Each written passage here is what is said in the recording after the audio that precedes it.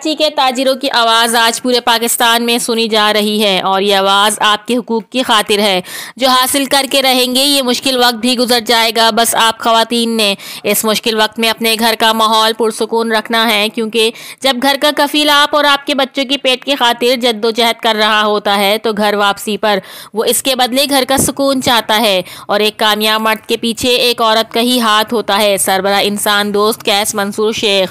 Report Ishtiyaq Ali मौला, CCN news, Karachi. Karachi का ताजर अपना पैगाम पूरे पाकिस्तान में भेज रहा है।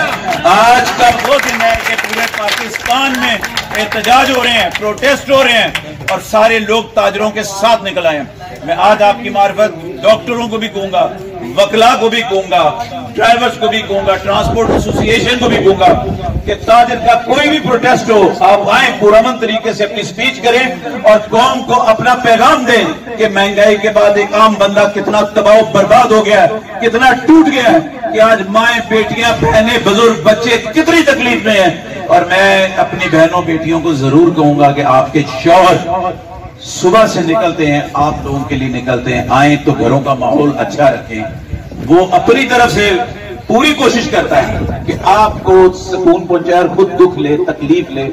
जो कि बाप है, जो कि बेटा है, जो कि भाई है, उनका भरपूर साथ दें। आपके साथ देने से ये वक्त गुजरेगा बुरा और एक कामयाब शख्स के पीछे एक औरत का ही हाथ होता है।